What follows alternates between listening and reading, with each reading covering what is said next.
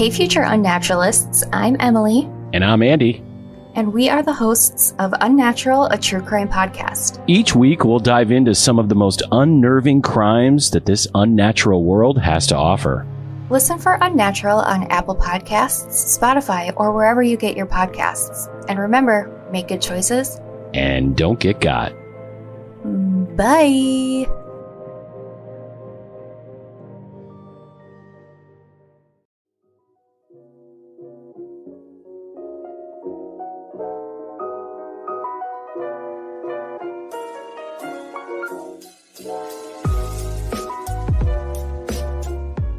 Hi, I'm Didi West, and this is Broken Limelight, where I tell you true crime stories about celebrities. A couple of quick announcements before we get started. First of all, we recently got named one of the top 80 true crime podcasts on the web for 2022. We're really excited about that, so thanks to all of you guys who shared the podcast and told your friends about it and gave us reviews, because all of that really helped us get here. Which, speaking of which, if you haven't, it would really help us out if you would.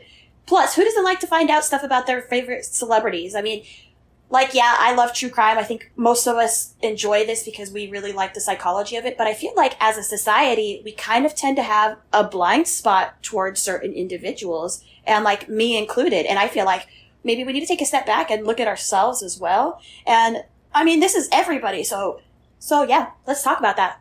What's wrong with us? How do we fix it? Let's do this. Tell people about Broken Limelight. Thank you. So one thing I wanted to say real quick before we get started, since we're all true crimers here, there is a show on Hulu that's called Dead Asleep. Well, I think we shouldn't be watching that show. I don't know a lot, but here's what I gathered. There is a TikToker, and apparently she is the sister of Brooke, who is one of the people involved in this show. But apparently Brooke's family says that Hulu didn't have their permission to release this information, and it just doesn't tell Brooke's whole truth. So they're trying to get everybody to take it down and boycott it, for lack of a better word. She did mention, though, that if we're interested in the case and the full story of it, that we can look up Kendall Ray's coverage of the story on YouTube. Today I'm going to tell you the story of Tonya Harding, who was an American figure skater who participated in a plot to attack another figure skater named Nancy Kerrigan, who she was competing against. Allegedly. She allegedly participated. This is what we're going to get into. An assailant had been hired to break Nancy's knee before the competition, forcing her to sit out while Tonya continued competing. But it didn't take long before all eyes were on Tonya and her husband, Jeff Gillooly. So I want to say up front that a lot of this story that I'm going to tell you come from interviews from all the people involved in a few different books and documentaries. But it's important that you know that this is all a big ol' he said, she said. So when I say according to so-and-so, I'm not saying that that is truthful, and I'm not saying that it's untruthful. Basically, I'm just saying this is how the he said, she said went. I mean, you'll find pretty quickly that not everybody's super reliable here. In short, here's the facts. Flat out, do what you will with it. Tonya Harding was born in Portland, Oregon. Her mother was LaVonna Golden, and her father was Al Harding. Tonya was LaVonna's fifth child from her fourth husband. She grew up pretty poor. She said she moved 13 times in 5 years. Tonya began skating at the age of 3, training with Coach Diane Rawlinson. LaVonna worked multiple jobs to support them and to be able to afford the skating lessons. And she says that at just 3 years old, Tonya was able to mimic the moves of other people, and just picked up skating naturally. During her childhood, Tonya also hunted, drag raced, and learned auto mechanics from her father. LaVonna struggled to support the family while working as a waitress, and she would hand sew her daughter's skating costumes to save money. Tonya's parents divorced after 19 years of marriage in 1987 when she was just 16 years old. Tonya describes her mother as not a good one. According to her, she was both mentally and physically abused by her mother, beginning at age 6 or 7. She said, "She became very abusive and was drinking all day long, beating me, dragging me off the rink, hitting me with a hairbrush right in front of everyone." Tonya was often disciplined during practice for, not landing her jumps perfectly, or just not being perfectly poised, or just anything that was wrong with her performance. Tonya said, "There were so many times when my mother would be upset with me because I didn't skate good and drag me off the ice by my hair, take me to the bathroom, and beat my butt until it was black and blue." Tonya also says that LaVonna would drink constantly and put brandy in her coffee first thing in the morning, even before getting behind the wheel of a car. LaVonna has a whole other side of the story. She stresses that she tried to do the best she could as a mother and worked 3 jobs to pay for Tonya's training. She admitted to hitting her once at a competition while she was trying to do Tonya's hair, and Tonya wouldn't sit still as they were calling for her on the ice. Now, I will say that there was a witness to the time that LaVonna hit her with a brush, so Me personally, I think that maybe LaVonna, that's the only reason she's admitting to it that one time is because there was a witness. But LaVonna's just like, I smacked her just once with it. It wasn't even that hard. While Tonya's like, no, she beat me black and blue. Another thing I found interesting when you watch interviews with LaVonna, whenever she's asked about whether or not she abused or hit Tonya, she shakes her head and immediately says, I worked day and night to get her everything she ever wanted, as if that means that she didn't also hit her. When Tonya was 15, she made a documentary as a thesis project for school, and it documented her first national competitions before anybody knew who she was. In this documentary, her longtime coach, Diane Rawlinson, explained Tonya's situation, saying, skating for Tonya is her ticket out of the gutter. She lives in a terrible rental house, no supervision at all, she has no direction, and there's not much to do. Then there was the documentary 30 for 30, The Price of Gold, where the sports reporter Ann Schatz explained, Tonya skated a lot of times without food in her stomach. She skated not really knowing if that next lesson was going to come or not because she didn't know if she could pay for it. Oh, real quick before I forget, there's another true crime podcast called True Crime Obsessed. And it's so fucking good. It's one of my favorites. But they also cover Tonya Harding, her story based on the documentary 30 for 30, The Price of Gold. And I highly recommend it if you want to continue your journey into Tonya Harding after this. So back to the documentary that Tonya made for school. It was called Sharp Edges. There's a scene in it where you kind of get a glimpse of how LaVonna talks to Tonya and how in turn that makes Tonya talk to herself that way. She doesn't think very much of herself at all and nothing is ever good enough for anybody, including herself. So here's a clip from the documentary. Again, Tonya's 15 and she's on the phone with her mom, but you only hear Tonya's side of it. Yes, it does. I got half credit for it, Mom. What a bitch. She goes, you did terrible, you know that. Said you sucked. LaVonna believed that her daughter needed negative reinforcement to succeed in her sport. She said, if there's nobody saying you can't do it, then she won't do it, adding that her daughter would be nothing without a challenge. Tonya's friend Sandra, who helped her film the documentary, says that she actually saw LaVonna hitting her with the hairbrush and it was really upsetting, but she never saw anything more than that. However, she claimed that she wanted to go to Child Protective Services, but she was told that if she did, it would ruin Tonya's skating career. Tonya also claims that LaVonna once threw a steak knife at her from 10 feet away and hit her in the arm. LaVonna denies that ever happened, but Tonya says there was just nothing that was ever good enough for her. She said I would never amount to anything, that I was fat, and that I was ugly. So LaVonna ended up getting married again, and that left Tonya with a 26-year-old stepbrother named Chris who would move in with them. One day when Tonya was getting ready for her first date, again at age 15, her stepbrother Chris forced himself on her. She burned him with the curling iron and she ran to hide in a bathroom upstairs, and then he broke the door down. So he continued to chase after her, but she was able to hit him over the head with the hockey stick, and she I think she ran to a neighbor's house or something and called the police. So Chris ended up being arrested and put in jail, but LaVonna downplayed the whole incident as a figment of Tonya's vivid imagination. Chris actually died in 1988 in an unsolved hit-and-run accident. Tonya went on her first date with Jeff Gillooly. Gillooly. Do you guys know that Family Guy reference with the vagina monologues? He's trying to do stand-up and he's like, Gillooly. Okay, maybe that one wasn't so fresh, but you know. Anyway, Tonya and Jeff went on their first date and LaVonna actually tagged along. Tonya and Jeff had met at the skating rink when he was watching her practice. For some reason, I don't really understand what he was doing there to begin with, because he wasn't a skater. But Tonya was 15 and he was 17. She was very self-conscious and insecure, and she wasn't considered the prettiest and just wasn't very girly to begin with.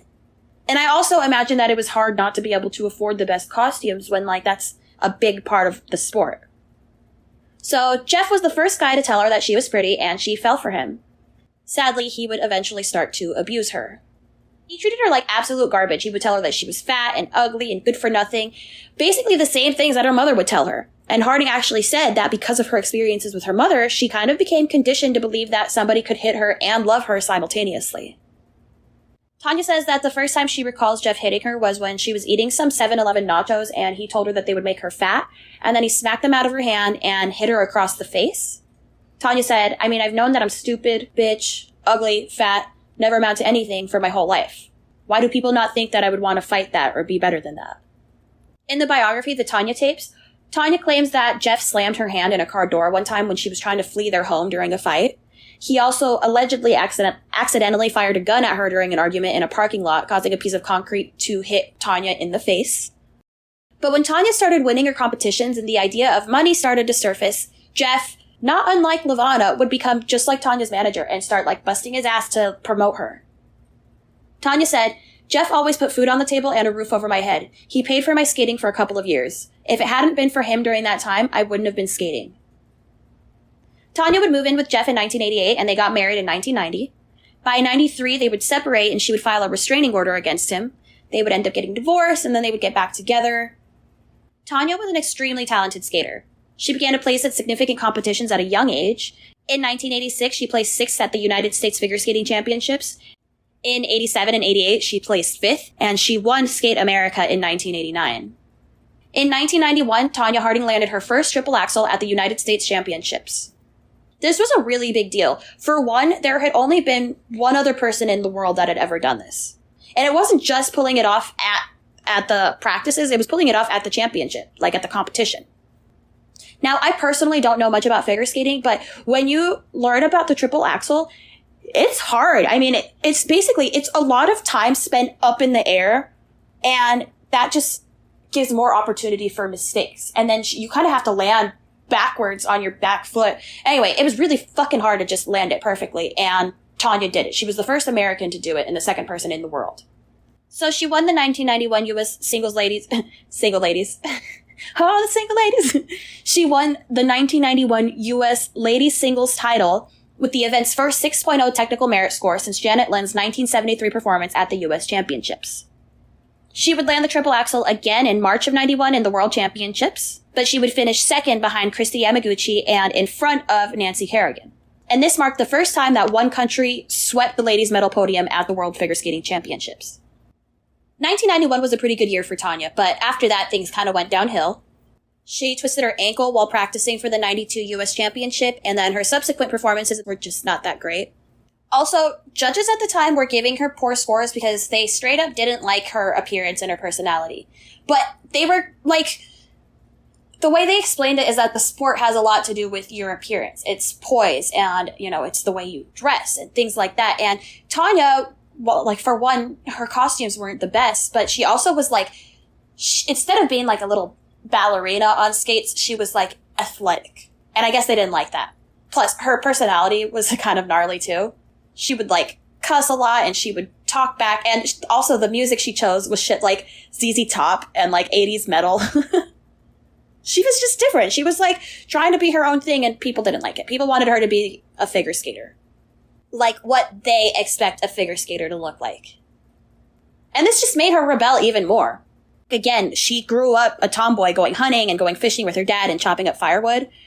There's, I don't think I mentioned this yet. There's a movie called I, Tonya, and it's like a fictional retelling of the story. And it stars Margot Robbie as Tonya Harding and, what is her name? Allison Janney as Levana. And my God, she is spot on. And even Tonya Harding is like, she's perfect. It was like watching my mom on screen.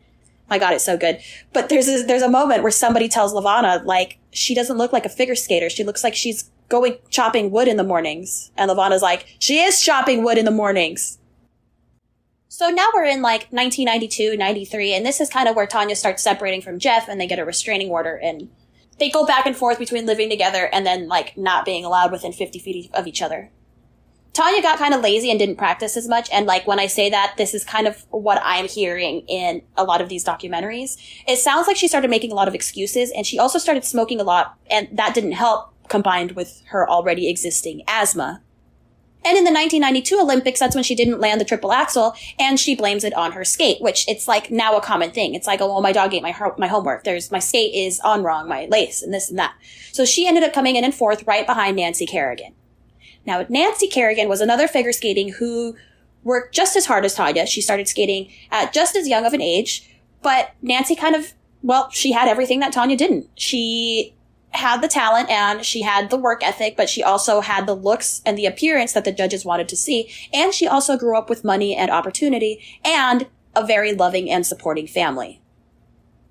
In 1994, Jeff wanted to ensure Tonya's success in the United States Figure Skating Championships and also the forthcoming Winter Olympics. So he and his buddy, Sean Eckhart, came up with this brilliant plan to have somebody attack Nancy Kerrigan so that she wouldn't be able to skate in the figure skating championship. So Sean Eckhart, he brought two other guys into the plan named Derek Smith and Shane Stant.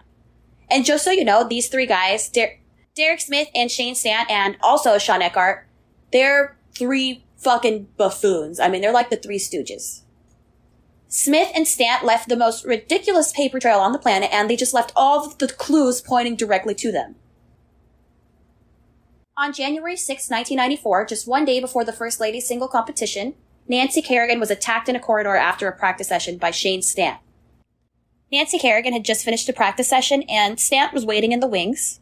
Just second ladies, What? I don't know why I keep saying the word ladies. I feel like Ross when he keeps saying Rachel instead of Emily, except I just keep wanting to say single ladies. Kerrigan had just finished a practice session and Stant was waiting in the wings. Just seconds later, he struck.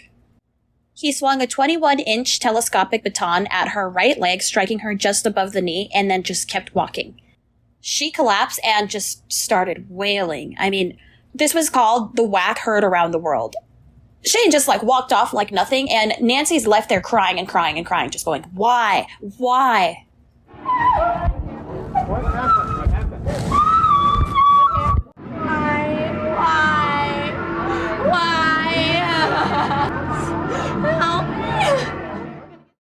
So there was this panic in the arena and a frantic search for the suspect. Shane tried to run, but he came across a locked door. And it was one of those glass push doors. So his brilliant mind bashed the glass with his head, even though he's holding a fucking baton in his hand. And then he just bailed. Now, while this is all happening, Tonya Harding says that she was taking a nap. In fact, she was just waking up from her nap when she got a phone call letting her know of the news. She claims that she was shocked. In fact, she said that it made her nervous because, according to her, nobody was caught, so how could she be sure that she wasn't going to be next? So Nancy ended up not being able to compete. I believe she didn't break any bones. She just had really, really bad bruising because she was not able to compete in this, but she was able to compete in the Olympics. Spoiler alert, both Nancy and Tonya end up going to the Olympics, but we'll get to that. So Tonya went on to win the national championship, and then she went home to Portland as a champion, and her whole town celebrated her. A news crew reached her for comment about how she felt about being a champion, and she made this comment thanks, but I don't have the crown yet, and I'm going to go out there and I'm going to kick Nancy's butt. So everyone was like, why the fuck would you say that? But she's like, calm down, I was just talking about skating. So it ended up being decided that both Tonya Harding and Nancy Kerrigan would be invited to compete in the Olympics. In the weeks between the attack and the Olympics, the police started questioning everybody about the attack. In the Tonya tapes, Tonya says that her mother, Lavana, showed up at an ice rink where Tonya was practicing shortly before the Olympics, and she tried to record her with a microphone that she had hidden in her coat. Tonya said, the press gave her a mic and turned it on and walked down into the rink to try and get me to say stuff. Tonya says she saw the device and told her mother, you can leave this rink and never come back. I don't want to have anything to do with you anymore. I've put up with this for too long.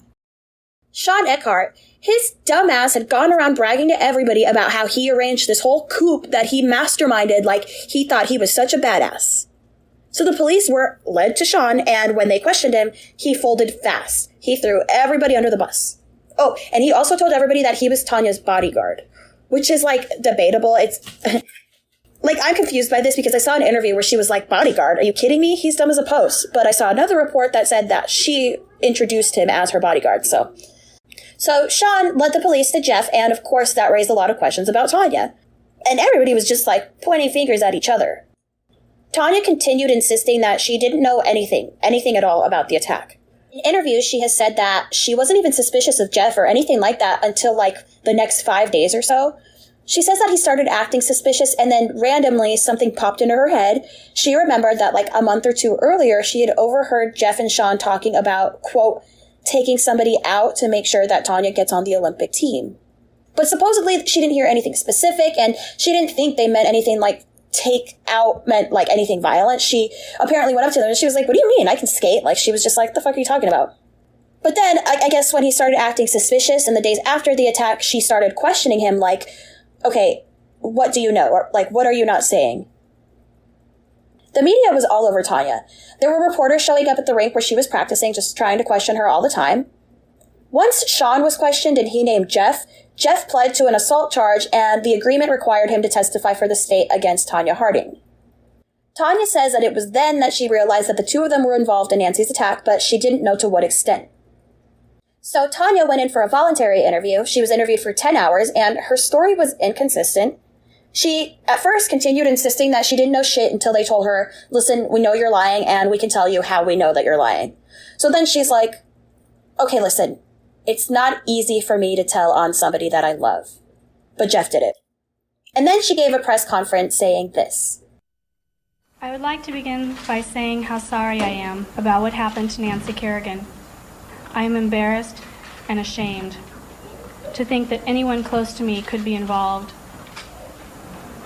I had no prior knowledge of the planned assault on Nancy Kerrigan.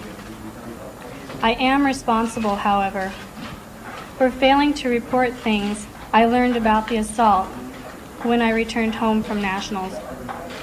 Many of you will be unable to forgive me for that. It will be difficult to forgive myself. When I returned home Monday, January 10th, 1994, I was exhausted but still focused on the national championships.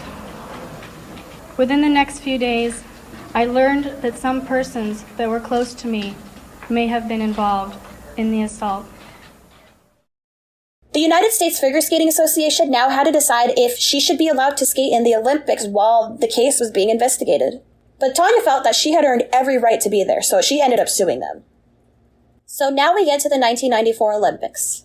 There was a lot of media there that had never been there to cover a figure skating event before, and it was all because people just wanted to see the beef between Nancy and Tonya. They wanted to see them skate against each other.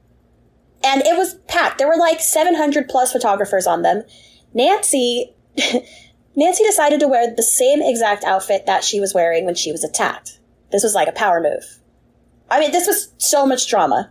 And Nancy and Tonya were just like completely ignoring each other. Like there's so many pictures out there that like I'll upload to the website of them just like skating past each other and right next to each other. And like it's so clear that they're avoiding eye contact. And Tonya kept downplaying the Nancy situation. Like it's so awkward. Maybe she was nervous, but like there's an interview she did with Connie Chung where Connie's like, so Tonya, everybody's talking about you and it's not because of your skating. You know that, right? And Tanya's like, no, I don't know that. It is because of my skating. It's because I'm so good. So Tonya goes on to skate at the Olympics and she bombs it the first try. She doesn't land her jumps. She is a hot mess. And Nancy comes out and skates and she is absolutely flawless. She nails every move. It's a clean win. But Tanya's like, I'm not giving up. I'm going for the gold. So then it's Tanya's turn again and they announce her name and nobody comes out. So they announce it again and nothing. There's like 45 seconds left and you can see cameras where there's just like people huddled around there where like nobody understands what's going on. And then the announcer's like, if she's not here in 45 seconds, I think they're going to disqualify her. So Tonya arrives on the ice just 6 seconds shy of disqualification. Apparently she had a problem with her lace, but like you can see on the cameras that she's just like, forget it, I'm not going to let it hold me, and she comes out. But like as she's coming onto the ice, you can see that she's still like, she bends down to like retie it. Like you can tell it's not comfortable. Oh, and then she kind of mumbles something like, oh, I hope I don't break my ankle or something like that. So she arrives just 6 seconds shy of disqualification and she launched into her program only to cut the routine short because of her lace. So like she goes for a jump. I think she went for a triple and it ended up being a single. Like she couldn't make it. And then for a second you see like she's going to keep trying and then she just stops and like her face changes and she starts crying. So she skates over to the judges and she puts her foot up on the ledge to show them her skate and she's just like, my lace is broken. And by the way, I have to clarify this because it sounds like unprofessional the way she just like goes up to the judges, but apparently that's what you're supposed to do. If you like, it's a big safety thing to have your laces perfect. So like you're supposed to approach the ref and let them know what's going on. Or to clarify, I think what happened was one of her laces broke, so she used a new lace, but it was like shorter than the other one. Like it was too short, so it was like uncomfortable and she thought it was going to cause an accident. Anyway, the judges gave her a second chance. She went for her triple and landed a double instead, so therefore she lost her chance for a medal. Then it's Nancy Kerrigan's turn again. She comes out in this beautiful Vera Wang dress and again is absolutely flawless. She nailed all of her jumps and she felt good. She did very well. So who do you think got the gold? Well, unfortunately, a 16-year-old figure skater named Oksana Bayul came out of nowhere and beat Nancy by 1/10 of a point, taking home the gold. The irony of all this drama, and neither Nancy or Tonya win the gold. After the Olympics, well, Tonya now had the authorities to answer to. Now everybody's like, okay, so let's get back to what you know. How were you involved in Nancy's attack? They found a piece of evidence that was hard for even Tonya to talk her way out of. This random owner of a restaurant went to put some garbage in their dumpster, and they noticed a trash bag that wasn't theirs. So she decided to open up the bag and go through it, and she found some mail that had the names Jeff Gillooly and Tonya Harding on them. So there were some doodles on the envelopes, like somebody jotting down notes, and they read Tony Kent Arena, which was the arena where Nancy Kerrigan practiced. So this lady was like, oh my god, this is about the attack, and she turns it into the police. What they determined was that Tonya had likely called up an acquaintance to find out where Nancy practiced, and that Tonya was the one who wrote it down on the envelope. Tonya still insists that she didn't write that. The police, however, were assured that this was Tonya's handwriting. The way they saw it was that it was Jeff's plan, and he was the moving force in the whole thing, but this note was kind of proof that Tonya gave him the green light. The other 3 men, Sean Eckhart, Derek Smith, and Shane Stant, were all sentenced to 18 months in prison. So the 4 guys are going to prison for sure, and that makes it really hard for Tonya to avoid prison. So she takes a deal which results in her pleading guilty to hindering the prosecution, which basically means that she admitted to helping conspire to cover up a crime after it happened. So she got 3 years probation, a $100,000 fine, and 500 hours of community service. But the punishment that hurt the most was that she was forced to resign from the United States Figure Skating Association. They stripped her of her championship title and banned her from skating for life.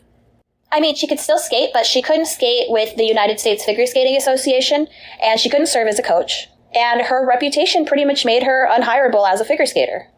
So for Tonya, that was almost as bad as a prison sentence. Her entire life was devoted to figure skating since she was 3 years old, and she literally didn't know how to do anything else. So Tonya's gotta, find herself all over again and figure out who she is outside of ice skating. This was a rough time for Tonya. There was actually a sex tape of Tonya and Jeff that got out, and pictures ended up in the Penthouse magazine. Tonya says that she did not give them permission to do that, but they were both able to negotiate some kind of payment for that sale, and both Jeff and Tonya ended up using the same agent for that. Tonya went on to appear in a movie called Breakaway, and apparently she wasn't that bad in it. And then she became a celebrity boxer. They called her Tonya TNT Harding. She boxed against Paula Jones and won. You can't make this shit up.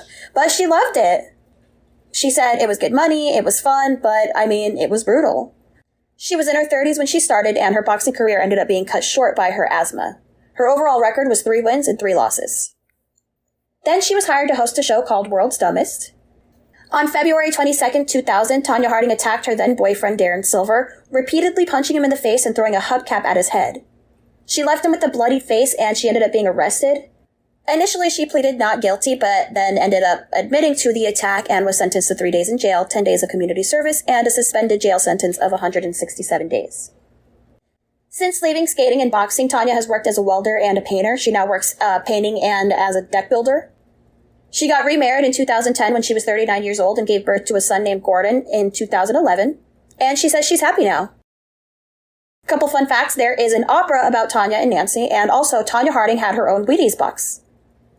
Barack Obama once used Tonya Harding as a verb. All the pundits and all the smart folks, they were saying, okay, his only chance now, he's got to kneecap her. He's got to do a Tonya Harding on the front runner. Nancy Kerrigan went on to be beloved and completely influential. She continued skating, and then she went on to be on Dancing with the Stars in 2017 and just continued to inspire people. There was an interview where both Tonya and Nancy spoke to each other face-to-face 4 years after the attack, and Tonya apologized for, quote, being at the wrong place in the wrong time with the wrong people. In the 2008 book, The Tonya Tapes, Tonya claims that Jeff took her into the mountains and tried to threaten her into silence.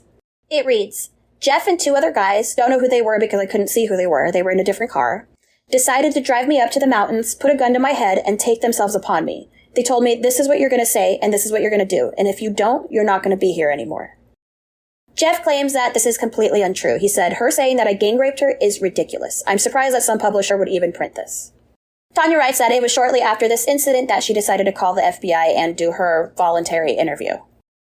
Shane Stant, the hitman who actually hit Nancy with the baton, has said that he is regretful for his part in this. He said, the truth is, I just thought, well, I'll do this and kind of go on with my life and she'll go on with her life. He said that there was talk of doing much worse to Nancy, like cutting her Achilles tendon, which would have crippled her. And he said, I didn't think that was necessary. I wasn't willing to do that on top of that.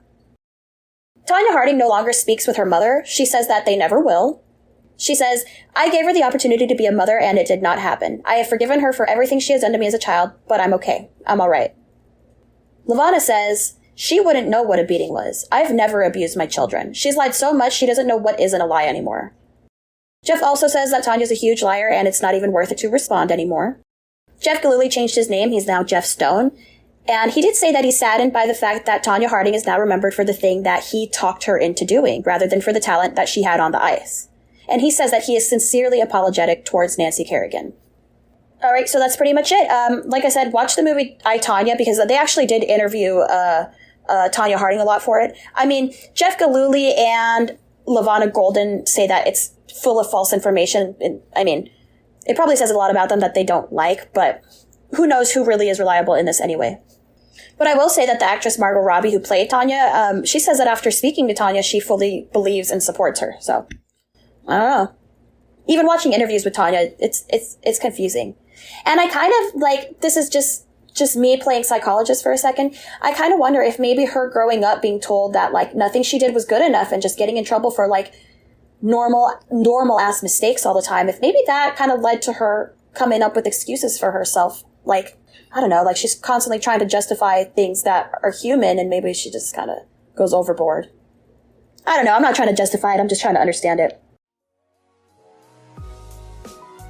Alright, so that's it for today. Thank you guys again for all the love you've given our podcast. I'm just like shocked that we were named the top 80 true crime podcasts on the web in 2022.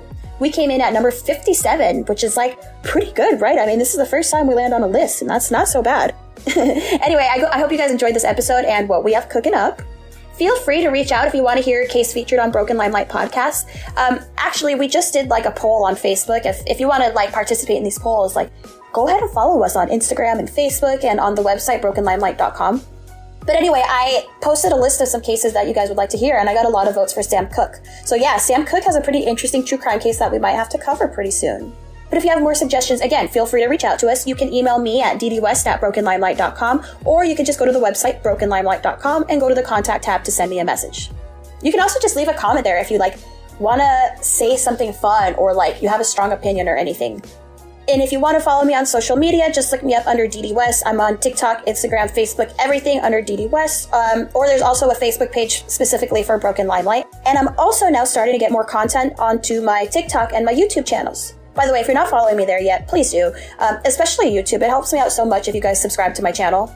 Again, it's under Didi West. I have all the podcast episodes on there as well. Okay, that's pretty much it. Thank you guys so much again for your support. Goodbye.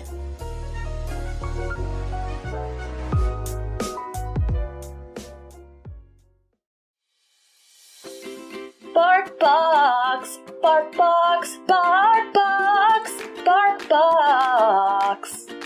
You guys know my dogs, Jude and Eleanor Rigby. Well, we just started getting them BarkBox, and I'm telling you, your dogs will love you. No more are they angry at the mailman. No more, I say. It's like a box of dog joy that's delivered every month, and each box tells a different story with different themed toys, treats, and photo-worthy props. Typically, what we get in each box is a couple of toys, a couple of treats, and a chew, but you can actually tailor-fit your box to fit your dog's needs. Guys, I'm telling you, your dogs will love you, even more than they already do. So try it out, and if you use my link, you'll get a free extra month of BarkBox, which is a $35 value. So just head to barkbox.com/brokenlimelight and get started on your first BarkBox today. BarkBox, BarkBox, BarkBox, BarkBox. Nailed it, Jude.